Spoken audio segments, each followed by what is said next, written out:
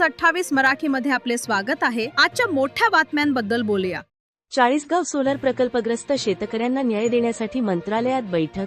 मुंबई, जून 10 जळगाव जिल्ह्यातील चाळीसगाव येथे सोलर प्रकल्पामुळे प्रभावित झालेल्या शेतकऱ्यांच्या विविध समस्या आणि मागण्यांबाबत आज मंत्रालयात महत्त्वपूर्ण बैठकीचे आयोजन करण्यात आले।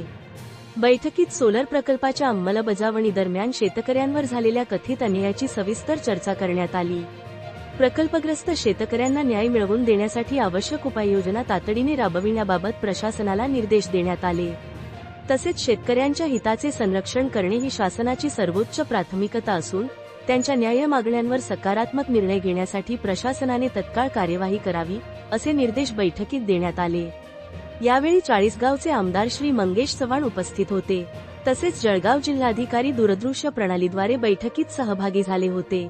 संबंधित अधिकाऱ्यांकडून प्रकल्पाची सद्यस्थिती, शेतकऱ्यांच्या तक्रारी आणि त्यावरील उपाययोजनांचा आढावा घेण्यात आला।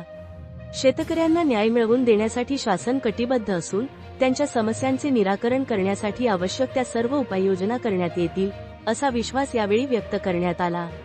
राहुल नगरकर, जळगाव जिल्हा ब्युरो चीफ यांचा अहवालची रिपोर्ट।